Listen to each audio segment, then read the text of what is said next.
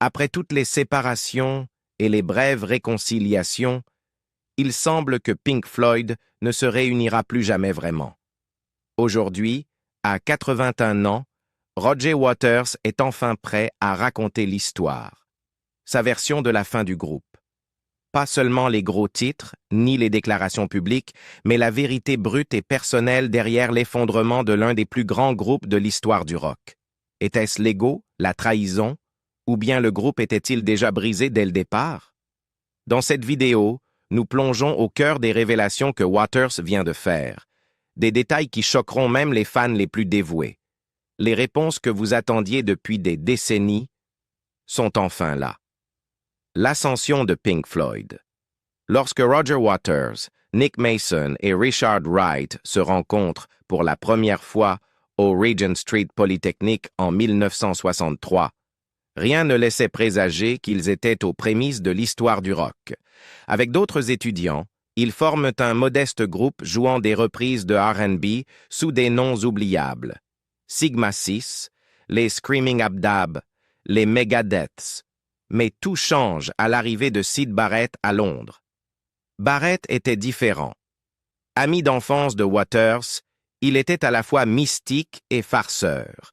Il peignait, écrivait, jouait de la guitare et vivait dans un monde intérieur surréaliste qui se déversait bientôt dans la musique. Avec lui, le groupe passe des reprises ordinaires à quelque chose de plus étrange, des jams expérimentaux, des bizarreries poétiques, des hallucinations sonores. Un soir, découvrant qu'un autre groupe appelé T7 était programmé, Barrett invente à la hâte un nouveau nom, Pink Floyd, inspiré de deux bluesmen qu'il adorait, Pink Anderson et Floyd Council. Ce moment marque la naissance de quelque chose d'extraordinaire. En 1965, Pink Floyd enchaîne les concerts psychédéliques dans les clubs underground de Londres.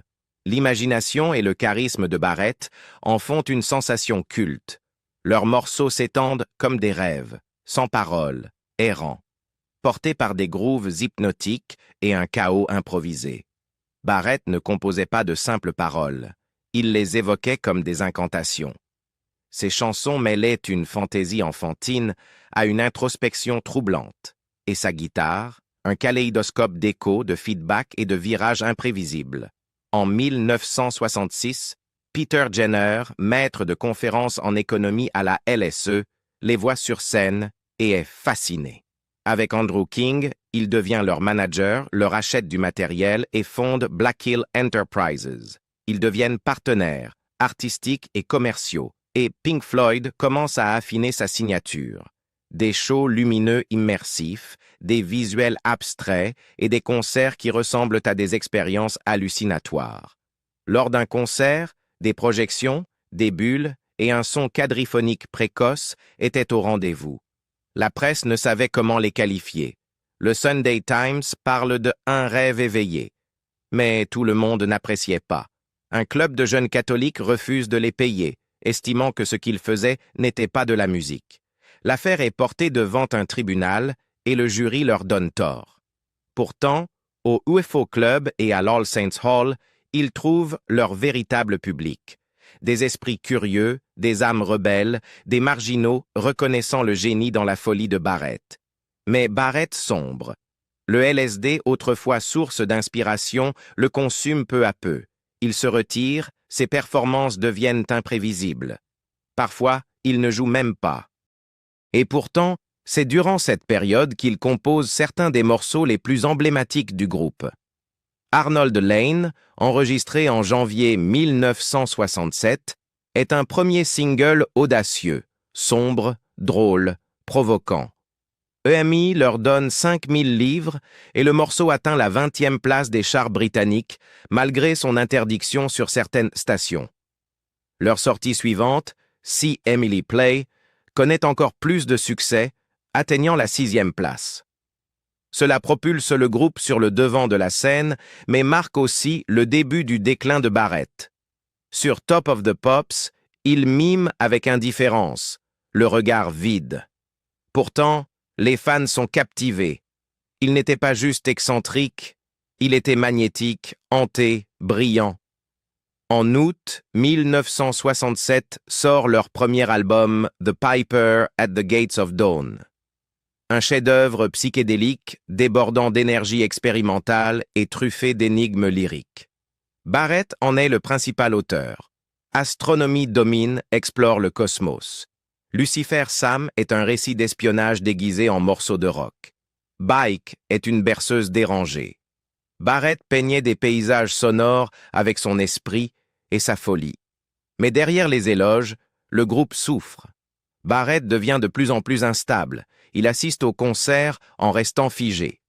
Ou ne vient pas du tout. Lors d'une tournée américaine, son état empire.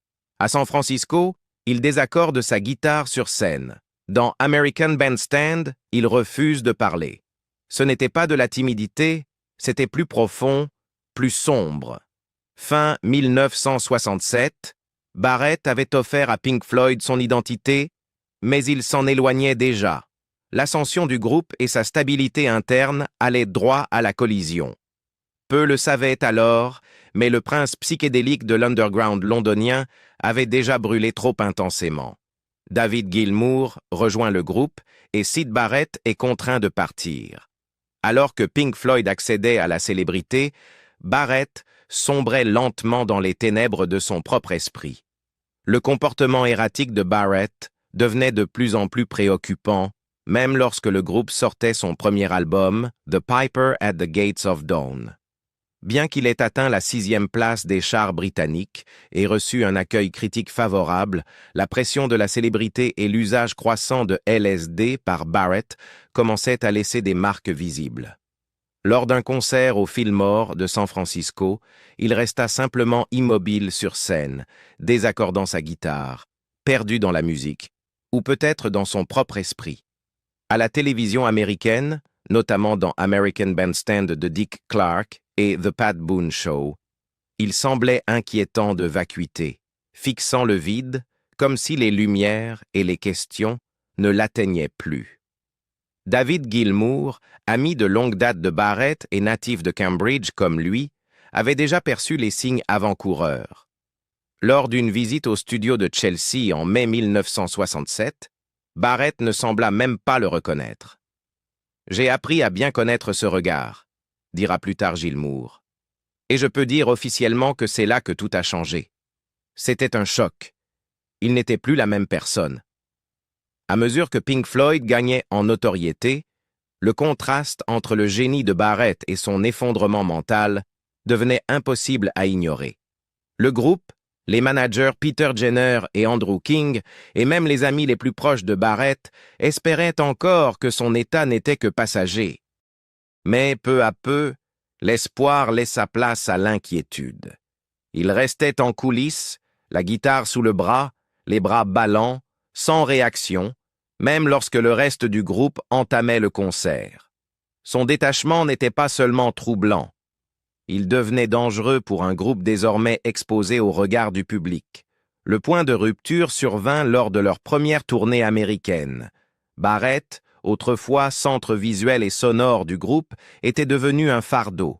Il refusait de jouer, disparaissait sans prévenir, et lors d'une fameuse performance mimée de See Emily Play, il ne bougea même pas les lèvres. De retour à Londres, il était évident que la situation ne pouvait plus durer. Mais se séparer de Syd Barrett n'était pas une décision facile. Il était le fondateur, l'étincelle créative, le visage du groupe. Et pourtant, la musique ne pouvait continuer ainsi. En guise de solution temporaire, le groupe invita David Gilmour à les rejoindre en décembre 1967. L'idée était que Gilmour joue et chante sur scène, pendant que Barrett resterait en retrait, écrivant des chansons, conservant son titre, mais quittant les projecteurs. Cette formule se révéla vite irréalisable. L'état de Barrett se dégrada rapidement. Il devenait presque catatonique, livrant des titres comme « Scream Thy Last Scream » et « Vegetable Man », brillants mais d'une crudité troublante, jugés trop dérangeants par UMI pour être commercialisés.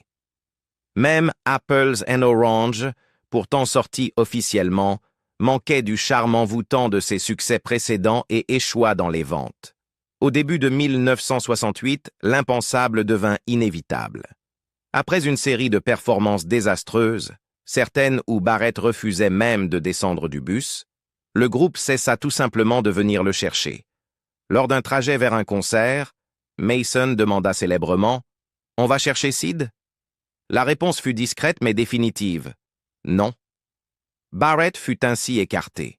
Le groupe ne tint jamais de réunion officielle, ni n'annonça de renvoi formel. Il ne fut simplement plus invité. Avec Gilmour désormais pleinement intégré, Pink Floyd continua sa route, à contre-cœur mais résolu. Barrett, celui qui avait autrefois illuminé les scènes de son charisme et de son imagination, regardait désormais de l'extérieur, remplacé dans le groupe qu'il avait fondé. Certains dans son entourage nourrissaient encore quelques espoirs. Waters organisa une rencontre avec le psychiatre radical R.D. Laing, mais Barrett refusa de descendre de voiture. Lors d'un séjour à Formentera avec le docteur Sam Hutt, un médecin proche du monde du rock, l'état de Barrett ne montra aucun signe d'amélioration. Le groupe, lui, continuait à jouer, parfois avec Jimi Hendrix, parfois seul, mais toujours hanté par le vide laissé par leur fondateur. Quand The Piper at the Gates of Dawn sortit dans les bacs, il représentait autant une célébration du génie de Barrett qu'une capsule temporelle d'une époque fugace. Chaque note, chaque mot portait son empreinte. Des morceaux comme Bike, Interstellar Overdrive et Astronomie Domine n'étaient pas de simples chansons, mais des échos d'un esprit qui voyait le monde autrement. Mais la flamme de Barrett, bien que brillante, brûla trop vite. En mars 1968, Pink Floyd se sépare officiellement de son chanteur et guitariste originel. David Gilmour, avec sa précision mélodique et son intensité discrète, devint non seulement son remplaçant, mais l'un des piliers créatifs du groupe pour les décennies à venir. La transition ne fut pas sans douleur, il y eut de la culpabilité, du chagrin et l'ombre omniprésente de l'absence de Sid. Pourtant, Pink Floyd sortit de cette crise plus fort, prête à entamer une nouvelle ère musicale centrée sur des thèmes que Barrett n'avait jamais pu fuir. La folie, la perte et la quête de sens dans un monde fracturé. Même des années plus tard, l'influence de Barrett planait comme un écho dans leurs œuvres les plus emblématiques. L'album Wish You Were Here, sorti en 1975, était un hommage bouleversant à sa mémoire, en particulier dans le morceau Shine on You Crazy Diamond. Barrett avait quitté la scène, mais jamais leur cœur. L'ascension de Waters. Après le départ de Syd Barrett, beaucoup pensaient que Pink Floyd allait s'effondrer. Après tout, Barrett n'était pas seulement le fondateur, il était l'âme du groupe, l'architecte de son étrange et scintillant son des débuts. Mais au lieu de se désintégrer, le groupe se réinventa. Le chemin ne fut pas facile, et certainement pas démocratique, mais il fut transformateur. Des cendres de l'éviction de Barrett, un nouveau leader émergea, Roger Waters. L'ère post-Barrett du groupe débuta avec A Saucer Full of Secrets en 1968, un pont entre le chaos psychédélique et un son plus raffiné, plus conceptuel. L'album était brut, exploratoire, inégal, mais il posa les bases de ce qui allait suivre. Au cours des années suivantes, Pink Floyd sortit More, Ummagumma, Atom Heart Mother et Obscured by Clouds, des albums qui privilégiaient l'atmosphère au refrain, l'expérimentation sonore à l'attrait commercial. Chaque membre contribuait et pendant un temps, la charge créative semblait partagée. Mais tout changea avec The Dark Side of the Moon. Sorti en 1973, l'album ne fut pas seulement un succès, ce fut un phénomène culturel. Il resta plus de 14 ans dans les classements du Billboard et s'écoula à plus de 40 millions d'exemplaires dans le monde. L'artwork du prisme devint iconique. La fusion fluide entre concept, paroles et son marqua un tournant, non seulement pour l'image publique du groupe, mais aussi pour sa dynamique interne. Waters émergea du projet avec une nouvelle autorité. Il avait écrit toutes les paroles et conçu l'essentiel du cadre conceptuel. Gilmour apporta certains des moments musicaux les plus marquants, mais c'était Waters qui imposait la vision. Selon Gilmour, ce succès fut déroutant. C'était une période très difficile, déclara-t-il plus tard. Il fallait réévaluer pourquoi on faisait tout ça.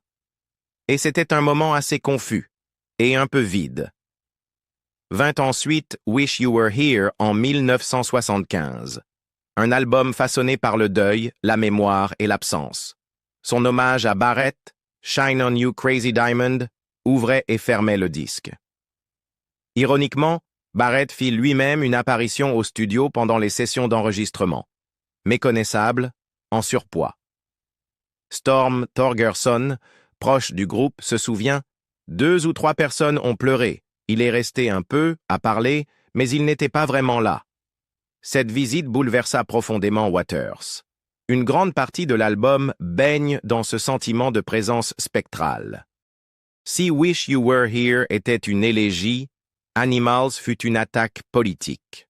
Inspiré de La ferme des animaux de George Orwell, Waters divisa la société en chiens, cochons et moutons. L'album était plus sombre, plus colérique et marqua le début des tensions ouvertes au sein du groupe. Pour la première fois, le claviériste Richard Wright ne reçut aucun crédit d'écriture. « Roger ne me laissait plus écrire », dira-t-il plus tard. C'est là que l'histoire d'ego dans le groupe a commencé. Ces tensions culminèrent lors de la fameuse tournée In the Flesh. Au stade olympique de Montréal, Waters, excédé par un fan bruyant, lui cracha dessus. Un moment de rupture qui inspira la création de The Wall. À ce stade, les membres du groupe voyageaient séparément, logeaient dans des hôtels distincts et communiquaient à peine. Les choses comme les familles font en sorte que ce cycle arrive à sa fin, admit Waters. Lorsque The Wall sortit en 1979, ce fut un double album monumental et un projet profondément personnel pour Waters, basé sur son sentiment d'isolement et de désillusion. Le producteur Bob Ezrin joua le rôle de médiateur entre Waters et le reste du groupe, mais les fractures s'élargissaient. Wright, déjà marginalisé, se disputa avec Ezrin et refusa d'annuler des vacances familiales prévues. Waters le licencia, bien que Wright revint comme musicien salarié pour la tournée. « Je ne voulais pas abandonner cette chose formidable », dira Wright. « J'ai joué du mieux que je pouvais, espérant que cela change la décision. » Mais le mal était fait. Waters se considérait désormais comme la seule véritable force créative du groupe.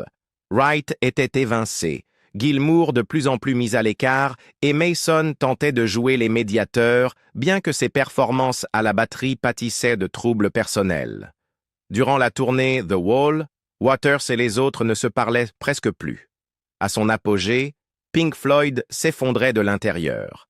La situation empira encore avec The Final Cut en 1983.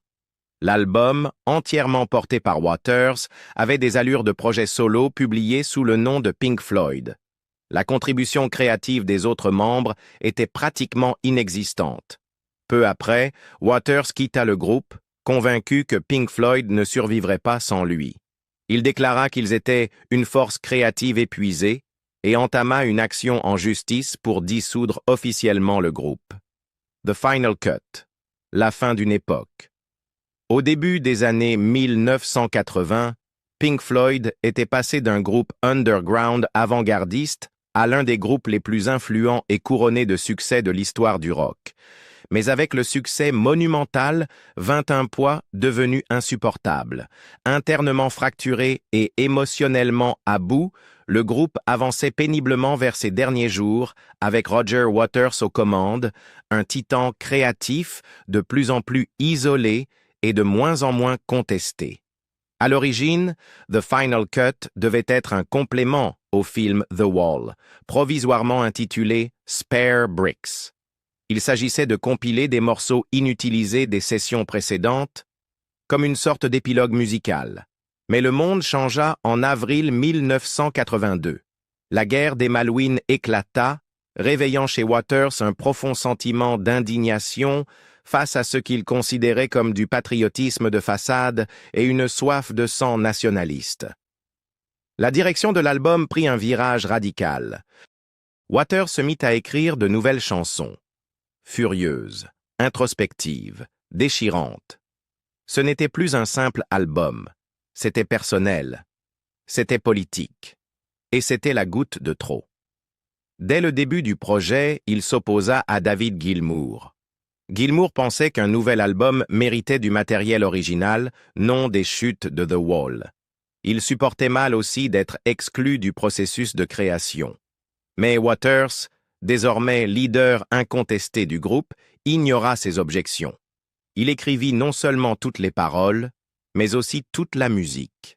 Chaque morceau était marqué de son empreinte, chaque note résonnait selon sa vision. Les tensions montaient.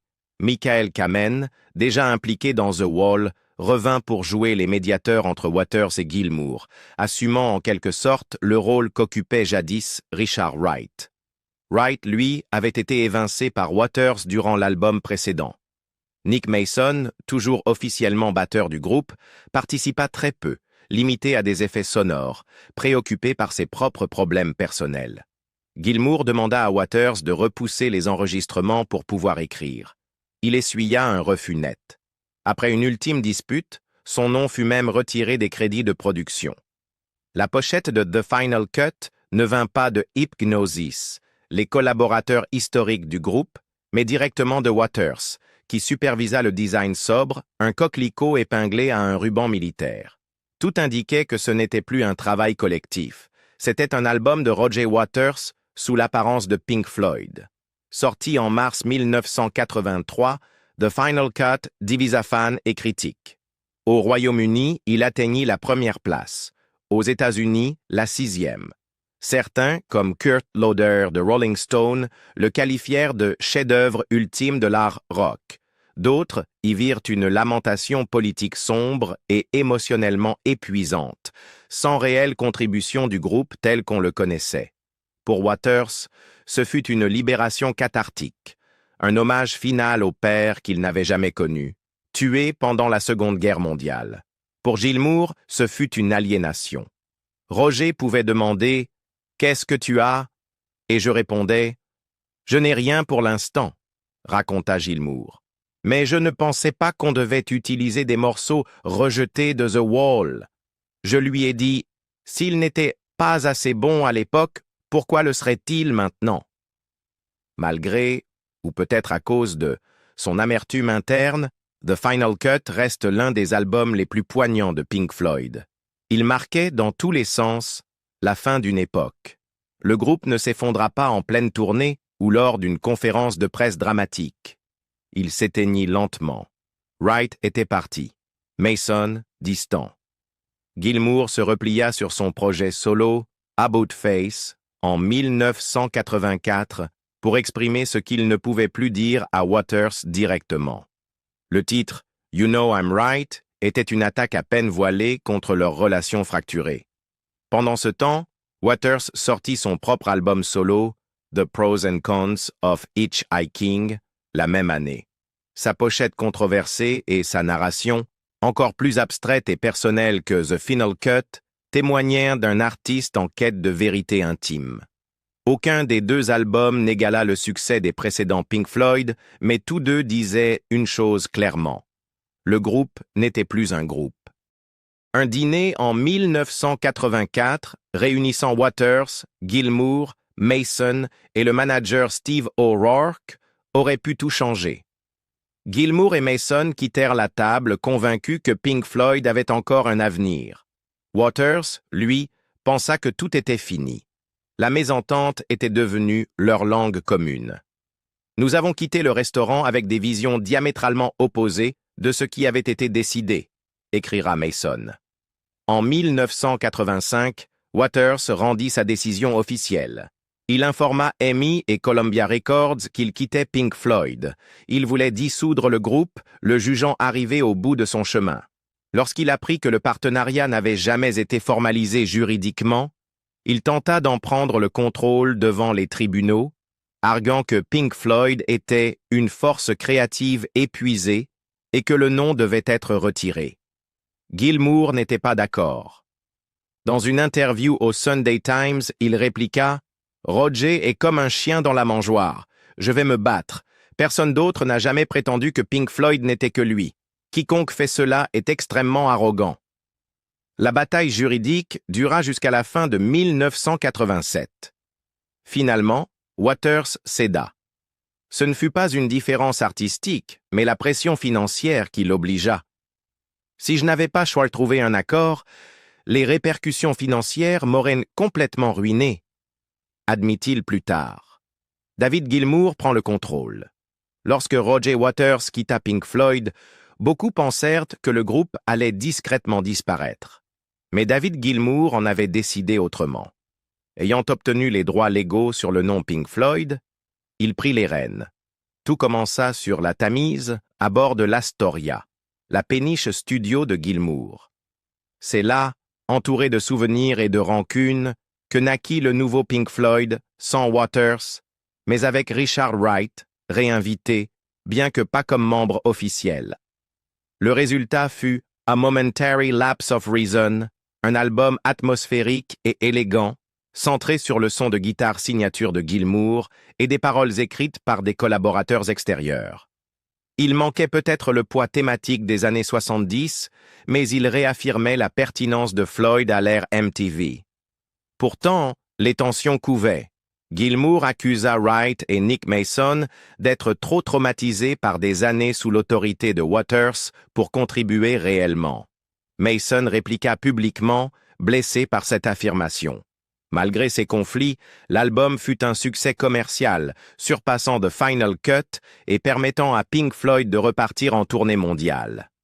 Waters, furieux, tenta d'empêcher les promoteurs d'utiliser le nom Pink Floyd, réclama des droits d'auteur pour le cochon gonflable du groupe et aurait même interdit à ses anciens camarades d'assister à ses concerts solo.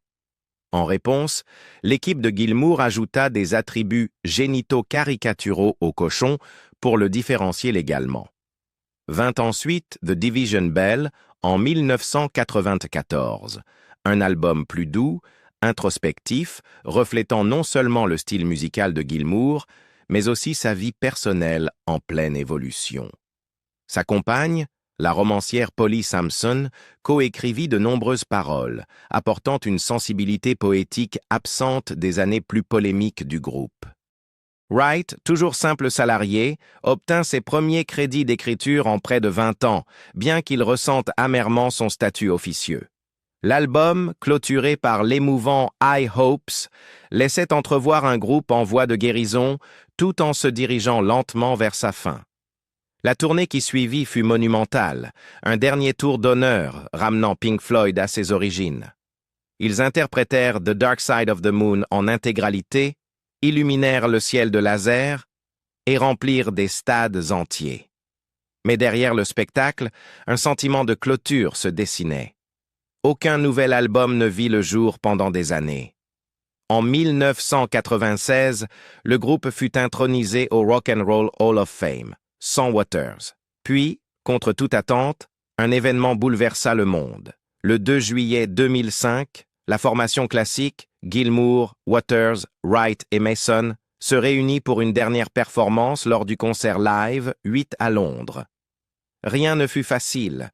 Geldof dut passer par Mason pour joindre Waters et Waters appela Gilmour. 3 jours de répétition ponctués de tensions, mais sur scène, un miracle se produisit. Ils jouèrent Breathe, Money, Wish You Were Here et Comfortably Numb. Et, durant un instant suspendu, le temps sembla se replier sur lui-même. À la fin, alors que Gilmour s'éloignait, Waters l'appela pour une étreinte à 4, image qui fit le tour du monde. Waters admit plus tard que cette époque avait été négative et qu'aucun des membres n'était sorti grandi de la rupture de 1985. Malgré une offre de 136 millions de livres pour une tournée de réunion, Gilmour ferma la porte. Déjà fait. Je peux dire sans équivoque qu'il n'y aura plus ni tournée ni album auquel je participerai. Puis la tragédie rendit tout débat inutile. Syd Barrett, le visionnaire original du groupe, mourut en 2006. En 2008, Richard Wright succomba à un cancer.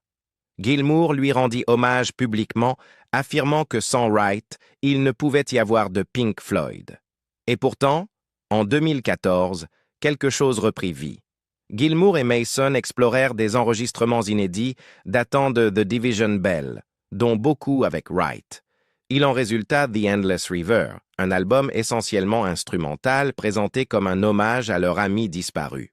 La dernière piste, Louder Than Words, écrite par Polly Samson, tournait en dérision des décennies de conflits internes avec ses paroles.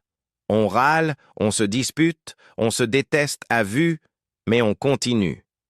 Une fin douce pour l'histoire de Pink Floyd, élégiaque, mélancolique et résolument sans Roger Waters. Waters, de son côté, n'apprécia pas du tout.